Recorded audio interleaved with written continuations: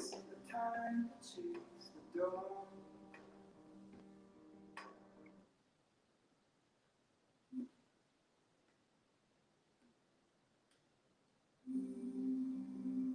It looks like there's people.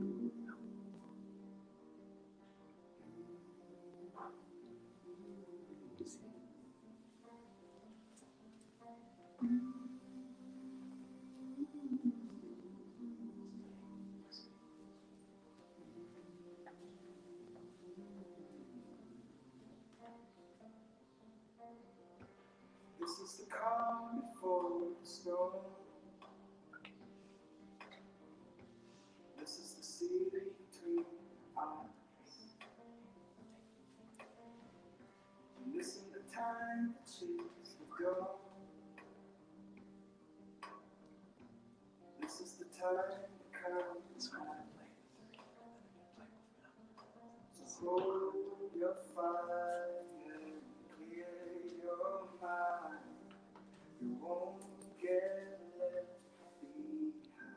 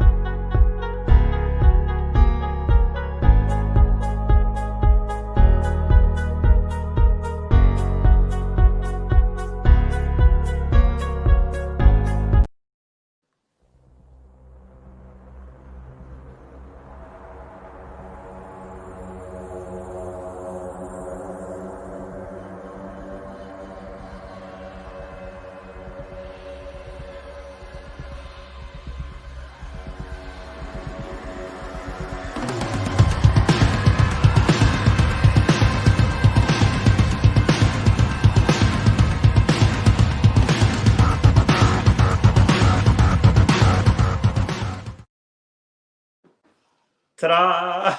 This has been working I'm on so your happy stuff. that worked. Welcome to Wolf Mountain. Happy Sunday. Happy Sunday. We missed you guys. We missed you guys. So this is new software. I have to play around with it gingerly so I don't delete everybody off here to see if it works. So maybe people can give me like a thumbs up or something if it actually works. It'd be fantastic. Because it's all new, so it's gonna be awkward here for a second. It's an experiment. It's an experiment, but We're growing together. We're growing together, but we got the opening. Oh, now it's not gonna work. Ow. Oh, that's interesting. Can you see comments on there? Yes. Oh, sweet. I'll just leave it there then. I won't mess with it. Hi. Welcome to Wolf Mountain. Great. It all works. It all works. I like it when things work. How's everybody tonight? Can we see comments? I can't see them up there. So. Oh, well, you can see here. Okay. Yeah. So if this works like we hope to, we'll also be able to see it on YouTube. Yeah, that's For our people who plan aren't doing is to Facebook. talk, babe, because Oh. working with stuff. Yeah, so people who are on Facebook or want to refer to it later, so it'll be available on YouTube. Wolf Mountain has its own YouTube page now. Yes, we have our own YouTube page. Things will be doable there. I'm trying to get away from Facebook just because it's a little toxic. But we'll still be here. But we'll still be here, linking stuff up Instagram and Facebook, and spreading my propaganda. And but it'll be nice. You can just go. People who don't want to get on Facebook, so a lot of people getting off, just go to YouTube and pick these things up weekly, hopefully. So that'll be cool. If you want to. Yeah. So anyway, No pressure. No pressure. Watch them. Do it. You'll get the eyebrow. Welcome to Wolf Mountain. This is your alternative spiritual community for you wilderness dwellers out there right now. And yeah, Melanie is our resident Enneagram coach. And for those of you who don't know, from 7 to 7:30, she's an actual certified Enneagram coach. 7 to 7:30, she will help us all get along, teach us a little bit about ourselves according to our personality type. It's not about giving you a number or putting you in a box. It's about showing you the box you're in. Exactly. Yeah, and you'll have blood types, which are a letter, and you're not a letter. So just think of it that way. It's just revealing a thing. We don't refer to you A positive, and we're not going to call you. It just helps us know each You're other. very positive. I am. I actually think you. I'm O positive. You're O actually. positive. Yeah, which is ironic. Yeah. I'm the meat eater blood. Yes. Yeah, maybe we'll do nutrition next week because that's my That world. was a good topic. And then from 7:30 to 8, I get on and give you the spiritual weather report. Some spiritual intelligence for the masses. Our heart is just to be like Jesus, who went out into the people and spoke their language. So that's what we're going to do. So anyway, and we do favorite thing ever of the week. Yeah. What was your best thing ever of the week? I know what it is. Well, it was like best and worst because it was stressful, but I spent the weekend doing Team Oregon's basic rider training on motorcycles to get the riding portion of my motorcycle endorsement. I passed. She aced it. I would not say I aced it, but I passed. So it was 2 hot days, and my bike isn't really cut out for a lot of idling and slow maneuvering in parking lots, but She has a real it bike. made it. Yeah. Yeah. And there was Stage one shiny other side up. girl, so it wasn't only guys, but mostly. Mm. So it was exciting. I think Glad it's it's over. my favorite thing ever of the week as well. Oh. Yay. See my little wife on her little bike with her very bright helmet riding down the road and her little pink frock of hair coming out the back. It matches her helmet perfectly. So. It's important for hair and helmet to match. Yes. Cool. Well, we encourage interaction. And so at the format we have now, since it's on my phone, I'm going to have to look at the comments on another phone. So But we can do that. We can do that, yeah. So feel free to interact, talk to us, tell us if the feed sucks, if it's glitchy. And if it does, we're so sorry. But we hear it's good on the playback. If it's too glitchy to tolerate, watch it later. We've been working on it. We live out in the country, so our internet's not the best. But I have not found a good option yet. So on the playback, it is smoother, and people say that's good. So, but we encourage you to interact with us. If you know what your Enneagram number is, tell us what that is. Thanks, Jennifer. And what else? I got distracted by the comment. Hey, I'm reading the comments here. I know, but one was congratulating me was really sweet. Oh, Julie says we look clear. Cool. Okay, Great. thanks, Julie. That's because I'm using a new face. Oh, no. Something different. We're silly. Okay, right on. So what do you got for us today? Okay. Enneagram coach Mel, Okay. motorcyclist extraordinaire. Yes, all the things. Well, I thought today we would talk about fear. Uh-oh. Yay. It's such a happy topic. It is happy when you overcome fear. It's important because it affects all of us, and we all know fear is a big motivator. Sometimes it's obvious, sometimes it's subtle, and each Enneagram type has different core fears, and so as with all elements of the Enneagram, I think it's useful also for us to understand more about ourselves and for us to understand more about other people so we can have better relationships and hurt each other less. Yeah, hurting each other less is good. Yeah, it's And a I good think, goal. can I interject something? Please do. Speaking of motorcycle, I'm wearing my first Baptist Church of the Motorcycle shirt today. Celebrate hilarious. Melanie's achievement. But and I always use this as an analogy. It's important to get a handle on fear. It says over and over, Jesus said, "Fear not." It's actually a command, and fear is an interesting thing where it literally, and maybe we'll just tag team this tonight because it's important. It's literally it shuts down your ability to reason, and it floods your system with toxins. You're literally oxidizing. And so I had a lot of oxidizing during my test today.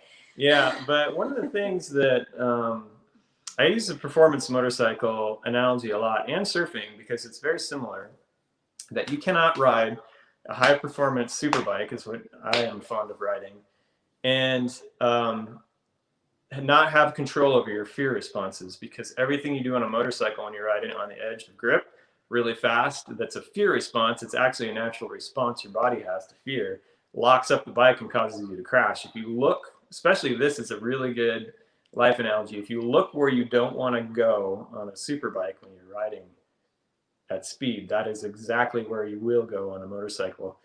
On a super bike, you look where you want to go, and your body will adapt with the bike to go that direction. And that's such a great analogy for life. We look where we want to go, not where we don't want to go. And I think there's a lot of people right now looking where they don't want to go, and that's exactly where you will go. In many ways, belief, law of attraction being one of them, having faith in disaster, all those things, you'll steer right to it. And so, same way with the ocean and surfing, if you are afraid out there, you're fighting a force that you cannot overcome and you will drown. But if you learn to move with the ocean and learn to move with the waves, which is a good analogy for what the spirit's doing, the spirit realm's doing, what the universe is doing, if you will, if that's where your grid is. If you learn to flow with the flow, you can have a good time. But if you're trying to fight it, you're going to drown. So taking control of fear in your life is really amazing. I think I heard, Bruce Springsteen. He has a panic attack every time he goes on stage still. And he said that he knows that the more panic he has, the more anxiety and fear he has, the better a show it's going to be. Because he's learned that fear is like a precursor to how good something's going to be, that he's learned to embrace it. And and I've heard a lot of people say that, like, fear is kind of the dog barking at the gates of destiny a lot of times. I like that. Say it again. Fear is the dog barking at the gates of destiny. Yes. There, my dramatic pause. Oh, great. You can write that down and put it on your wall. So we can actually... or whoever originally said it. Yes, we can actually learn to feel the motion of fear and then see it as a sign for something good about to happen. I was about to pass my motorcycle test. Yeah. I'm so proud of her. Just beam. Do I look like I'm beaming? Because I do have kind of a beam behind me here. It looks like there's a light hatchet, like chopping me in the head. Okay, I've upstaged my wife enough. Feel free. Anytime. How you guys doing? You guys all right?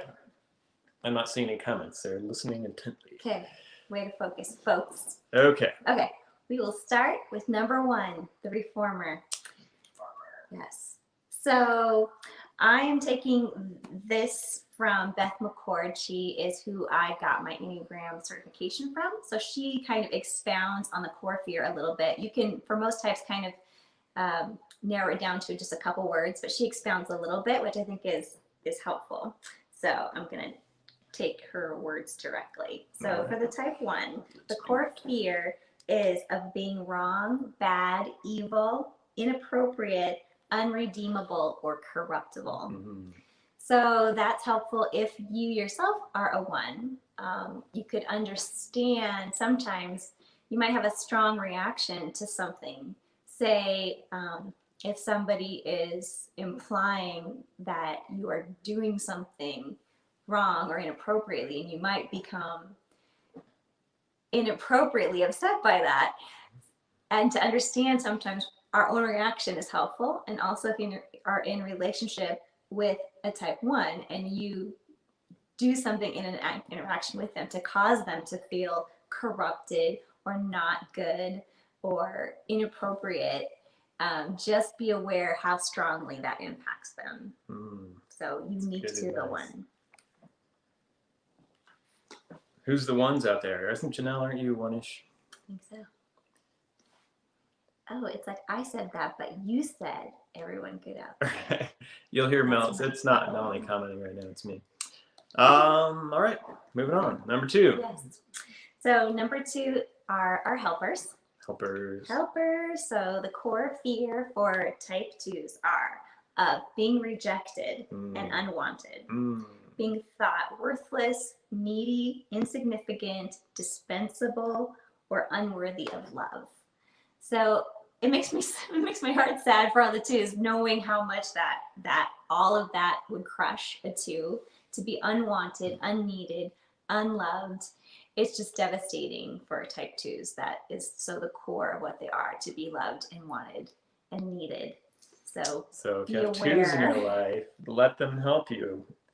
Yes, and for 2s to be needy, that makes them crazy. So So it makes them crazy to It feel makes them needy. crazy. They Yeah. don't want to feel needy. They want to That's interesting. give the help. It's much harder for them to receive it. So I had to learn this the hard way. Well, not the hard way. I just didn't realize that I'm not a person that likes to be helpy. I don't like a lot of help. I like to do things myself, but I've had twos in my life that I've actually really hurt their feelings because I'm like, I don't need you. if you won't let them help, it Yeah, can be so I've really had to kind of painful for like them. me wanting to make people feel loved these days. I've had to like, okay, yeah, sure, you can help me with that, even though it's kind of annoying for me sometimes. But I mean, never turn down help, right? Yeah. Unless it's help failing. The little Then turn that tidbit, down. the little tidbit for type 2s, if you are in relationship with a 2, just to try to pay attention to what their needs are, and if you can, don't make them ask. If Just you help can, them. yeah, if you can just see what they need, if you can meet their needs without them asking, it means a lot. Yeah. Called you Twos. Lots of twos. to now out there. help Paul. Help Paul. 2s are the best. Hi, Tyler. Oh, 2s are pretty great. TJ in the house. Oh, Erica's a 2. Ah, 2. Yes. twos are great. 2s are great, and everybody should have 2s in their life. Our friends went on a trip with a 2. 2 couples went on a trip, and the 1-2, like, she made binders for everyone for the trip, and she must have a 1 wing because like printed out the itinerary, and she just took such good care of everybody on that whole trip. It was like, can she just come with us? I don't know her that well, but I would like her to No, that would travel make with me us. nuts. That's Too much. too healthy. It was awesome. All right, let's move to Okay. 3. Rolling on. Type 3 are achievers. So the core fears for type 3s are of being exposed or thought incompetent, inefficient, or worthless, or failing to be or appear successful. So that cuts deep in a 3 when they don't appear successful, whatever success means to them. Huh. Did you have a revelation or an epiphany? I'm just wondering if I hurt any 3's feelings. Most likely. Most likely by not letting them be successful. Actually, I do have a friend who is a guy friend of mine who's always trying to one up everybody, and that drove me crazy. So I would never let him be powerful. If he did something, I'd always like do it 100 times better, just because in my mind I was like putting him in his place because he was arrogant. And when hindsight, no, we're not friends anymore. In hindsight, I just never let him be powerful. So I was literally like taking all his power away, where it didn't really matter if I was better or not at some things. I was just like, I don't know what I was doing. Yeah, you weren't being very loving. No. I was being, I don't know what I was doing. Anyway, so yeah. Yeah, so learn from Sid, and don't do that if you're friends with the type 3. Let them be successful. Yeah. They need it. Ride their They glittery need it more unicorn. than you do, Yeah. unless you are also a 3. Let them ride their glittery unicorn into the sunset. Yeah, they're good at it. They are. They shine. They shine bright. All right, let's move to the best number. Okay. Everyone knows the best number is type 4, the individualist. So, ready for fears? Yes, tell me my Okay. fears. Okay. Crickets. Core fears Oh. are of being inadequate, emotionally cut off, plain, mundane, defective, flawed, or insignificant. That does sound awful. That's like the third ring of purgatory. Yeah. Plain and boring. Yeah. So, you know what? In case you didn't know, Sid is a 4. 4. Now I'm going deep and eternal, making sure. And so, like, trying little to think of things a like significant this, comment. just as an example, like learning how that is a core fear helps me understand Sid so much more. And then I don't make light of things that are not a fear of mine at all. So it's a really good tool for compassion and relating to others. That is true. I don't like to do anything significant. Like, I actually won't waste. I hate to waste what I feel like wasting my time doing things that don't matter. Everything I do has to have some epic significance, which is kind of exhausting. So. And I'm like, maybe we can just sit here and look at the birds right now. No, I have to do a study on the flight patterns of the yellow-breasted sparrow for humanity. For the betterment of mankind, which I appreciate. Yeah. Anyway, go Cool. 4s. Yay. Okay. We have problems. Don't we all? That isn't All fine. we all This is have true. unique problems. So type 5, the investigator, for the thinker. Investigate. Their core fears are of being, it's kind of intense, being annihilated, invaded, or not existing. 5s have a fear of being Super annihilated. existential. Wow. Being thought incapable or ignorant, and I know they really hate that. Having obligations placed upon them or their energy depleted. So knowing the 5s that we know, they don't want obligations placed on them. They really don't like being thought incapable. Yeah. So that's true. a good way to push a 5's buttons. Piss off a 5. Tell him he doesn't know what he's talking about and correct him. Particularly on scripture. That's the best thing to correct a 5 on. So now you know how to upset 3s and how to upset 5s. Yeah. For sure. Yeah. So don't do that. Yes. All right. Okay. Yes, 5. Nick, you don't know what you're talking about. I'm kidding. Oh, yes, you do. Very capable. I kid. Okay. Type 6s, the loyalists.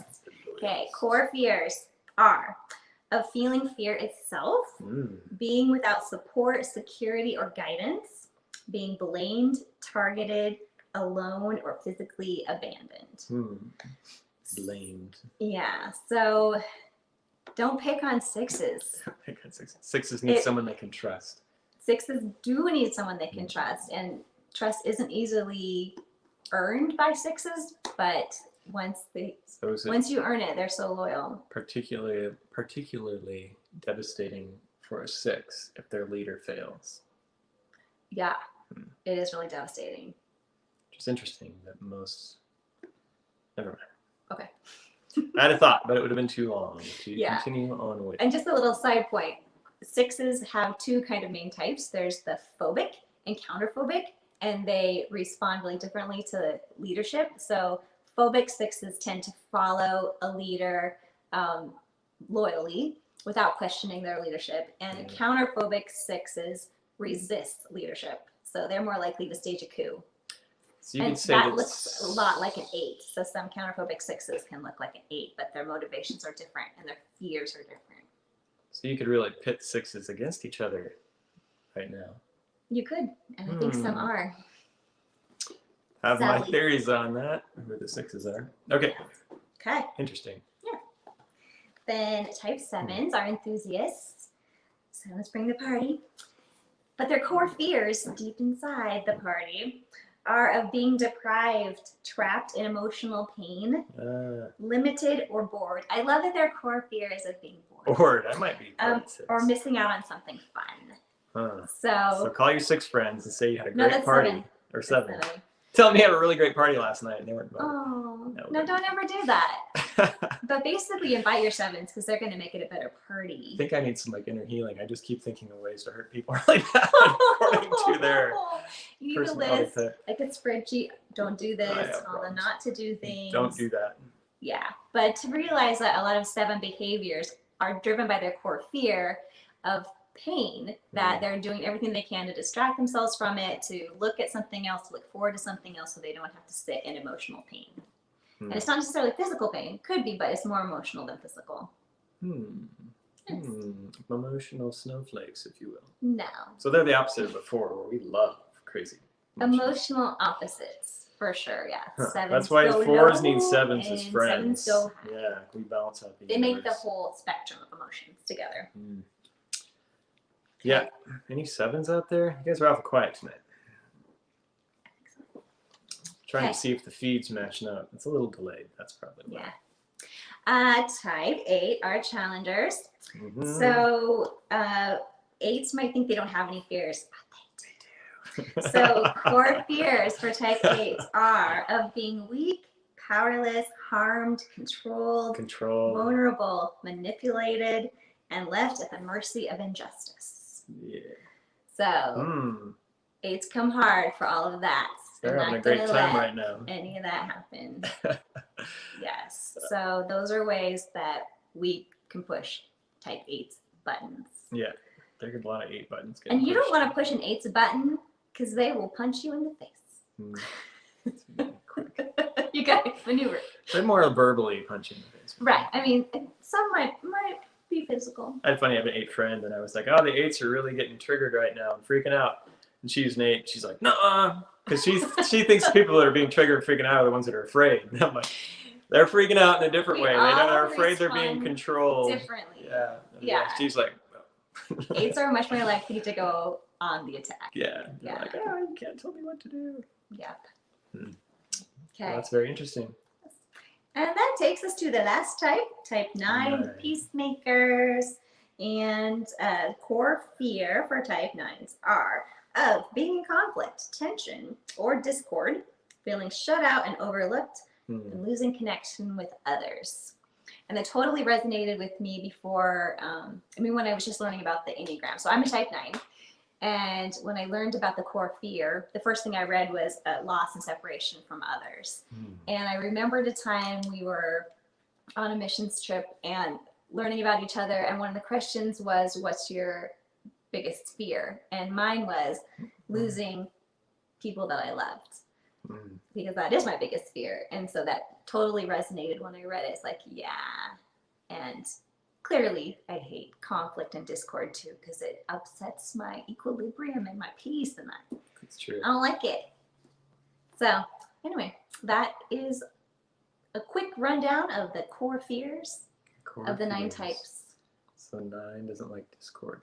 You're really afraid of discord. I think I am afraid of it. Yeah. Even thinking about something that's going to cause conflict, I can feel my heart rate increase. Because I hate it so much. Which has been interesting for me to teach her to ride a motorcycle. It's my opinion, if you're riding a motorcycle, you have to be a little bit combative, kind of, because you just have to hold your line and just like hold your space. And Melanie not liking conflict does not like to do that so much. So hopefully it's teaching her lots more things about how to hold her space in the world as the 9, which I think are good. I think it is good. So I think the other good thing about learning these things about ourselves is understanding our own motivations, because it's better to know what is pushing our buttons. And some things we do need to work on. Like for a 9, I cannot go through my whole life avoiding conflict. That's only going to cause worse problems down the road. So being aware. Because she's married to me and I am conflict. And there will be conflict. I'm a walking ball of conflict inside here. Sometimes. Sorry. It's okay. God has a sense of humor. I know, he's hilarious. You guys are going to have so much fun. Let's put you two together. No, it is interesting. Yeah, I mean, it's the same thing with the fear thing. It's like if we don't know what our weak spots are, they'll overwhelm us and override our ability to function. And fear knows what our fears are. And so that's what fear will bring to us to keep us, put that dog at the doors of destiny. Fear is the dog at the doors of destiny. Just remember that. Wherever your fear is, that's what's on his collar. Like Fido, aka insignificance. Door of destiny here. What? Yeah, I don't know. I don't know. Cool, Anyway. babe. Well, that was really good. Okay. And you're early even, so you should expand. Any expansion you'd like on fears when it comes to personality types? How do we embrace our fear? Grab it by the neck and choke it out so we can go through the door. Don't choke. I don't know, maybe you want to. I don't know. Actually, I heard some interesting comment. I can't remember who it was, but she addressed fear in feminine because she's whatever. But like fear was her friend. Like fear showed up to like, hey, something great's going to happen.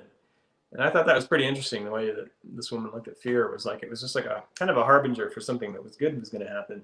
So she'd flipped it. So it wasn't like, oh, hey, there's fear. And she like translated the feeling that she was feeling into a positive. Like, yeah, I feel that. Something good's about to happen. You should press through. And I was like, wow, I like that a lot. I do like how Liz Gilbert puts it, where she talks about, and I can't remember what book, but about living with fear and dealing with it. So she says she lets fear be in the car with her, but she doesn't let it drive.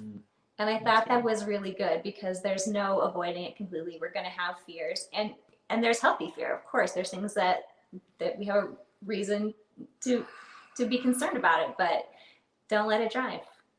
So. Yeah, I mean, and I think that, they say that like in the English language, there's only one word for love. There's one word for fear, but in the Greek or Hebrew, there's like several words for love, several types of love.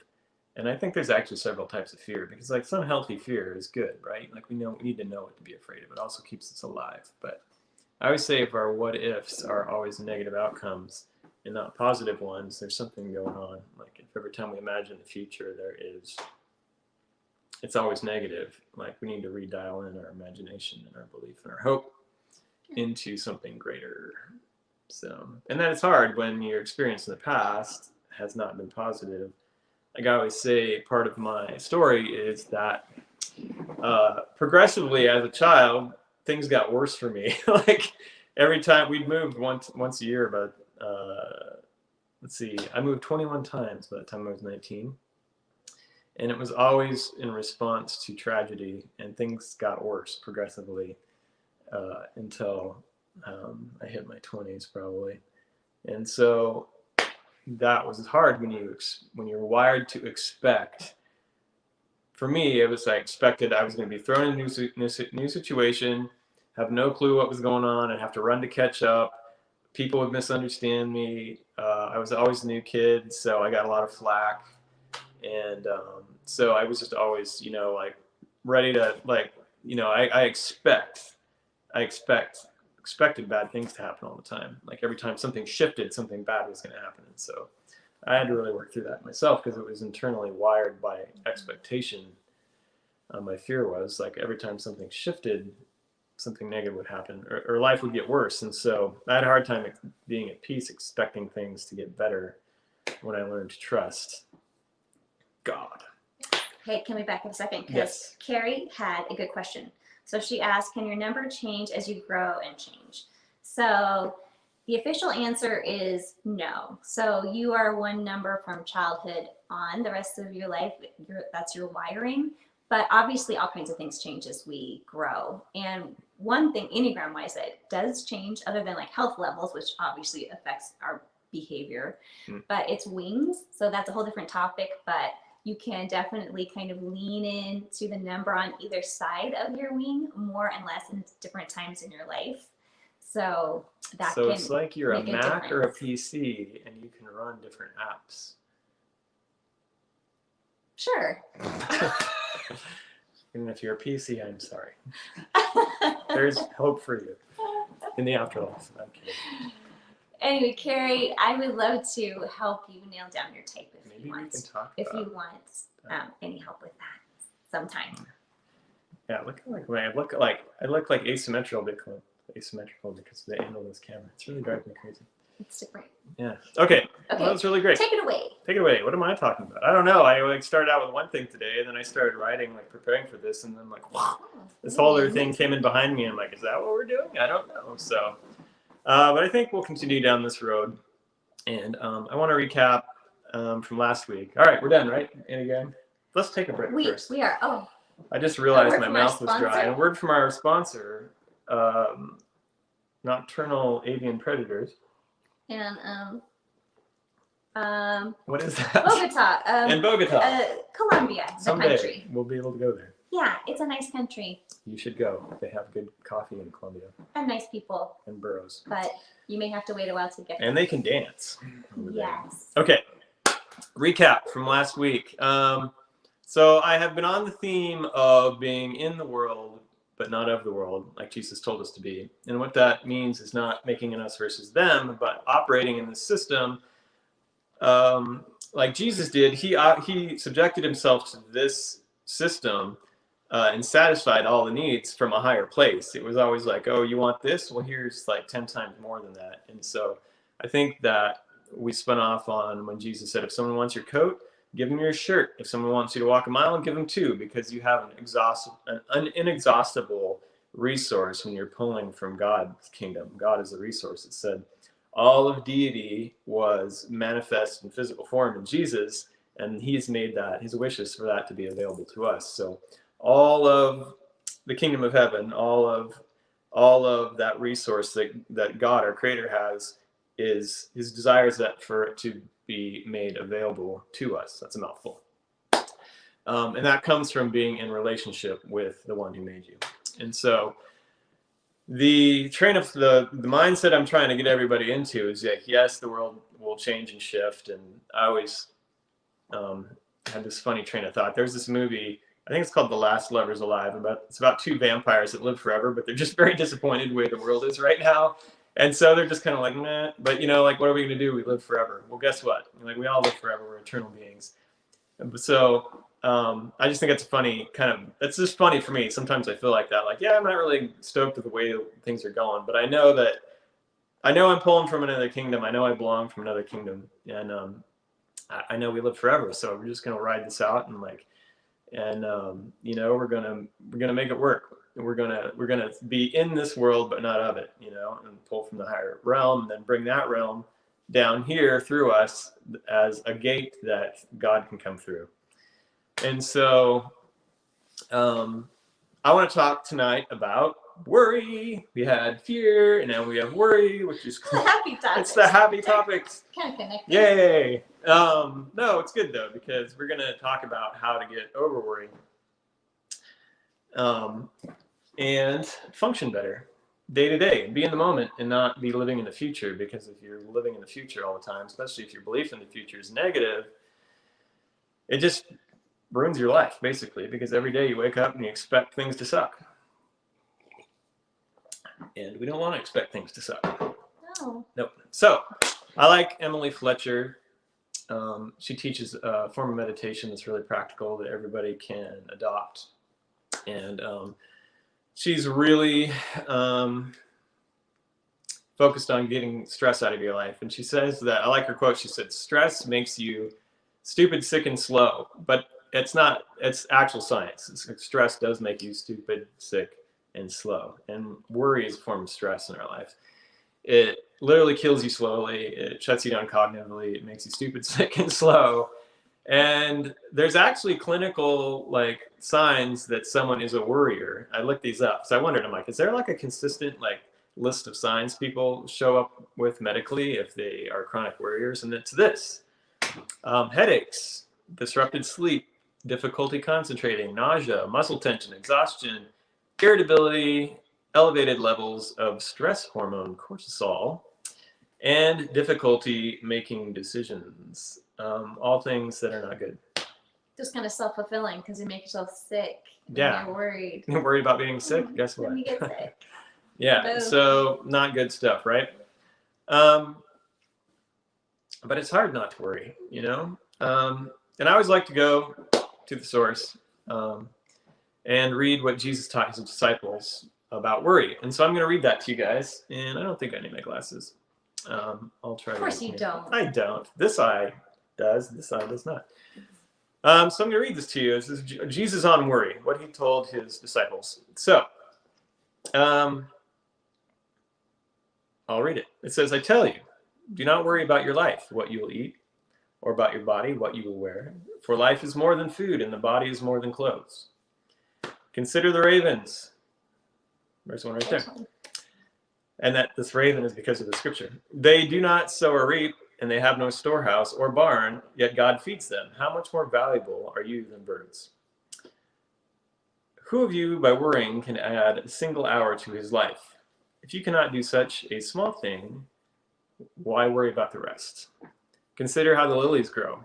They don't labor, they don't spin, and yet I tell you that not even Solomon in all of his glory was adorned like one of these. If that is how God clothes the grass of the field, which is here today and gone tomorrow, how much more will he clothe you?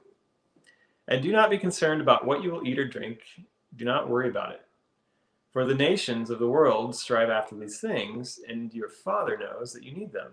But seek his kingdom, underline that, and these things will be added to you. Do not be afraid, for your Father is pleased to give you the kingdom. Sell your possessions and give to the poor. Provide yourselves with purses that do not wear out, an inexhaustible treasure in heaven, where no thief approaches and no moth destroys. For where your treasure is, there your heart will be also. There's some interesting things in there. Basically, Jesus is like, don't worry, you've got a Father in heaven that cares more about you than you can imagine. And his resources are inexhaustible. And when I talk about, it says, seek first his kingdom, we talk about the kingdom of heaven, like what that is, right? We seek that to emulate the things that God tells us to do. Like he teaches us how to live. Like, this is what the kingdom of heaven looks like. You crack open your Bible, and like, these are the things. This is what it looks like. And it's infectious. It's when we live in that paradigm, when we live from that model, it says it's like yeast in dough. It's infectious. It's like a virus, but a good one that spreads, and it just multiplies, and it spreads light throughout the world, right? It just keeps multiplying, multiplying, multiplying. That's what yeast does to bread. That's why it rises.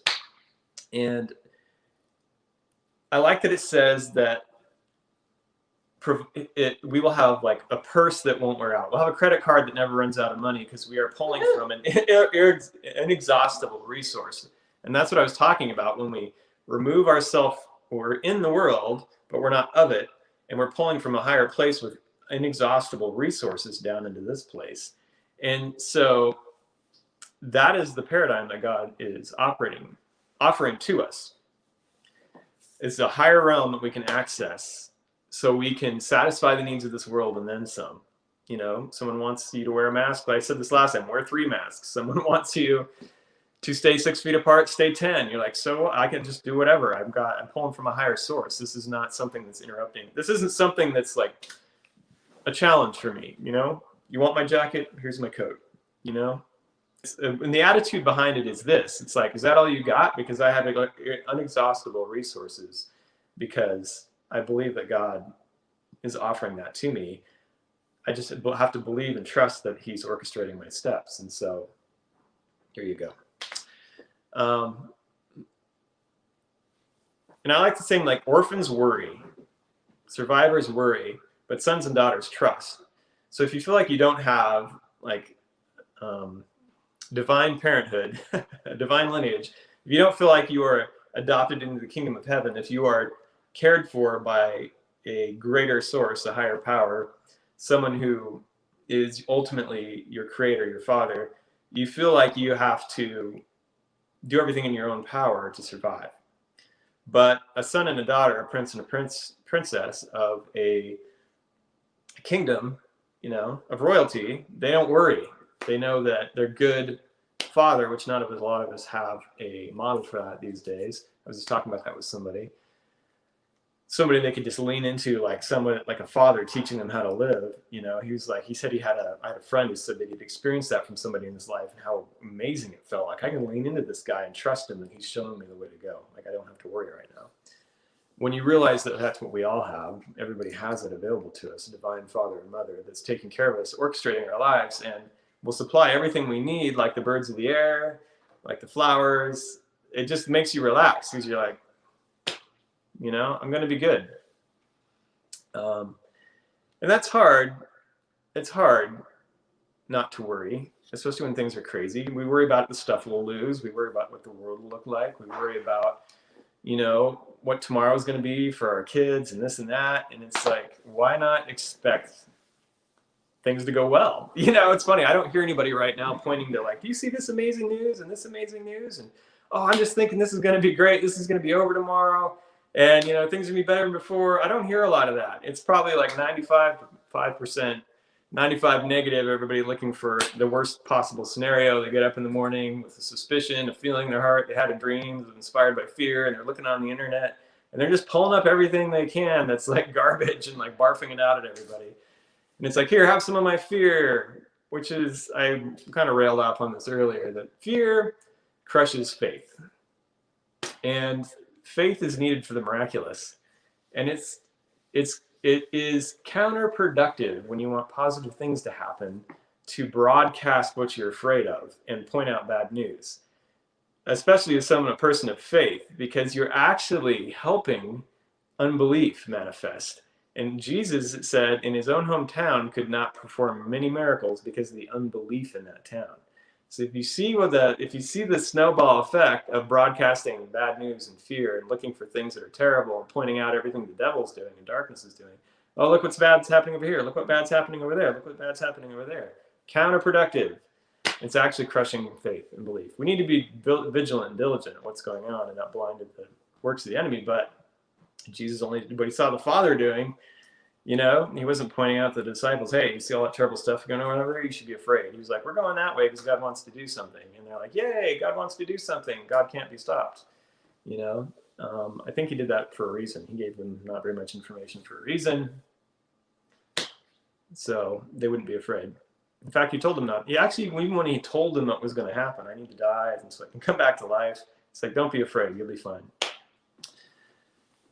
There was always a message of hope at the end of, like, something negative is going to happen. Don't worry, you'll be okay. God's got you. And then, so I was thinking about this earlier. If you're listening to like prophetic voices or spiritual leaders that are just like, terrible things are about to happen, that's not God. Because God's like, you're going to have a trial. Don't worry, I got you. But I don't hear a lot of that. And it's lame. So how do we then get to this place where we decide we're going to trust God? You know, and people, I have people watching from all different walks, and not all of them are invested in Jesus. So that's cool.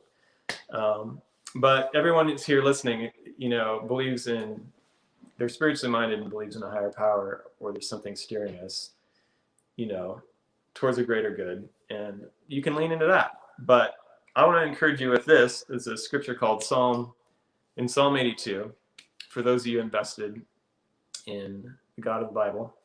And it's a really interesting scripture because God is actually talking. It's interesting. So let's just listen to this. Psalm 82. It says, God's presiding over the divine assembly. So you picture God in heaven, dividing over a divine assembly, and he's rendering judgment among the gods. And that word gods is Elohim. So God, that's a word that God is the Elohim. Spiritual beings are Elohim, and men are also a type of Elohim. In this verse, it's talking about spiritual beings. It's been translated as men because, like, we don't understand. It doesn't fit with some people's philosophy, but he's rendering judgment amongst the Elohim, the gods. And he's saying this to them. So these are rulers, spiritual rulers over nations. And he's saying this: how long will you judge unjustly and show partiality to the wicked? Defend the cause of the weak and the fatherless. Hold up the rights of the afflicted and oppressed. Rescue the weak and needy. Save them from the hand of the wicked. For they don't know or understand. They wander around in darkness. All of the foundations are being shaken. I have said to you, you are gods. You are sons of the Most High. But like mortals you will now die, and like rulers you will fall.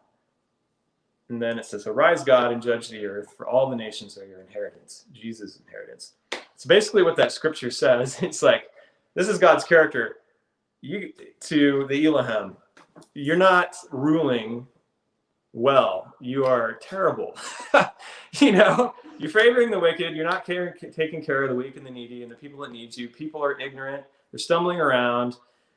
And you're terrible. And even if people translate that as just speaking to earthly kings, he's still saying, this is not my heart for humanity. You guys are done. And now Jesus is going to come in, and all authority and all rule is going to be given to him, because this is how I want my creation to go. This is my heart for what I created, humanity, people made in his image.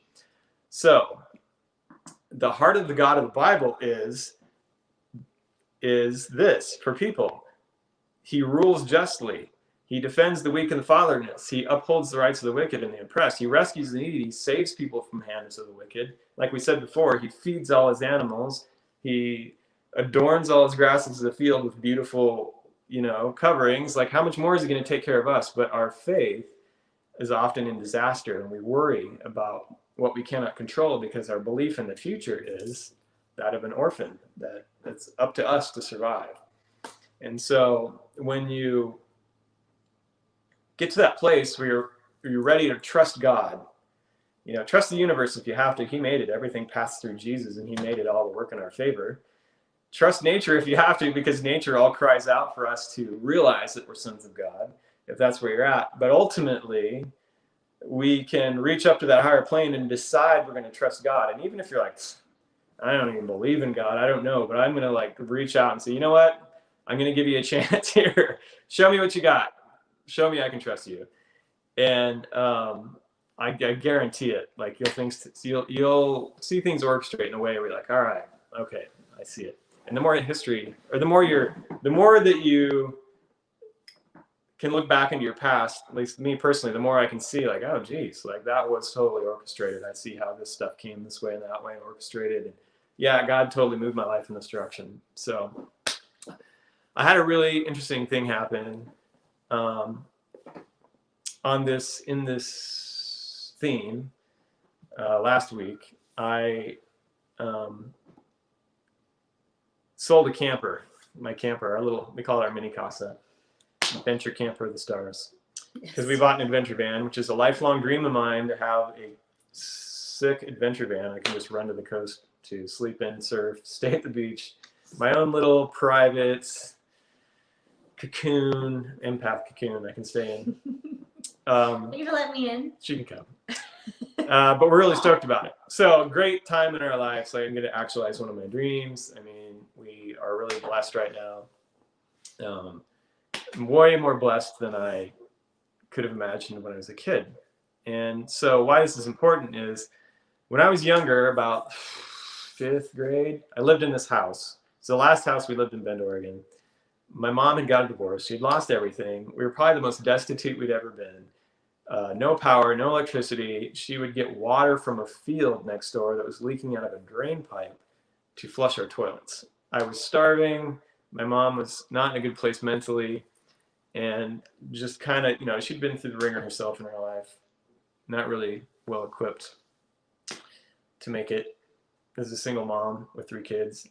And it was pretty bad. I remember it very clearly. And I even remember what was going on with me spiritually at that time. I was starting to have really scary visions.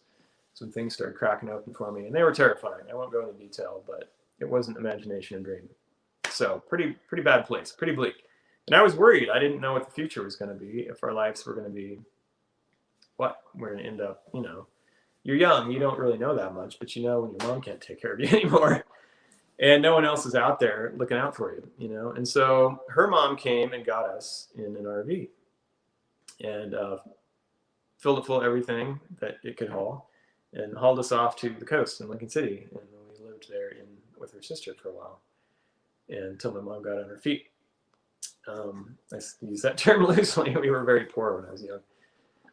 And so this house was on a road called Piper Drive. Well, I threw my camper up for sale last week, and immediately the first person, like within an hour, messaged me and wanted it. Come, like less than 24 hours, I had it sold for almost as much as I paid for it. I'm like, where do you live? They lived in the house that house that I lived in when we were so destitute. And I was like, you've got to be kidding me. And so I could just feel the spirit on it. Like, this is full circle for you, son, And I'm driving over there to this house, which has been all remodeled and it was beautiful now. But I'm dropping off an RV out of my abundance that the Lord blessed me with at the house where I was hauled off in an RV in a complete place of poverty. And it was just like, I had this like real moment, like, I don't know why when I was a younger kid and I first had an encounter with God, I just decided that I was going to hold money loosely every time, even though I was super poor. I just knew for some reason that if I held money loosely and I was very generous and I trusted God with money, and I was a complete wreck for a long time. I had PTSD when I was a teenager, all into my 20s. I could never really work at a job steady, because I was just so squirrely. All over the map, just trying to survive. But I knew, though, even though we were very poor when we were young, if we were just generous and I didn't hold on and I trusted God, that we would be okay.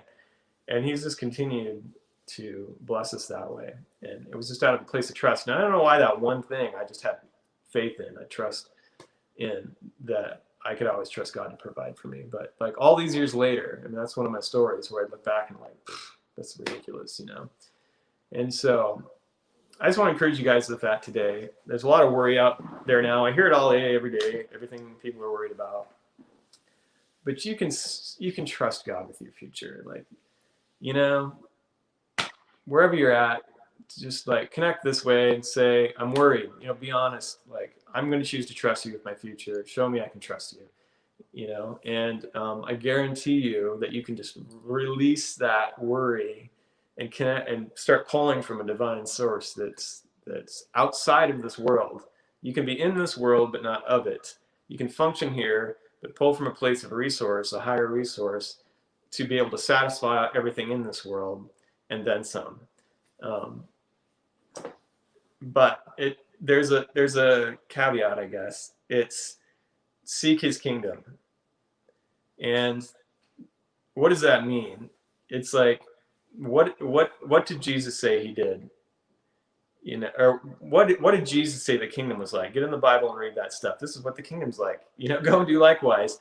And in that scripture I read to you in Psalms, what is God all about? Ruling justly, defending the weak and fatherless, upholding the rights of the wicked and the oppressed, rescuing the needy, saving people from the hand of the wicked. You want to know what God's doing, what the kingdom of heaven's doing right now? So I posted earlier, like everyone's really like aware of what darkness is doing, but what's God doing? Because if you want success, you'll jump on that. Because when you jump on what God's doing, it says in that verse that he will automatically just take care of what you're doing.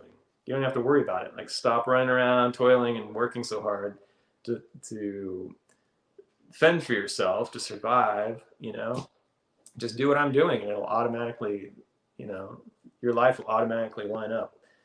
Because you'll start pulling from this divine source into your life.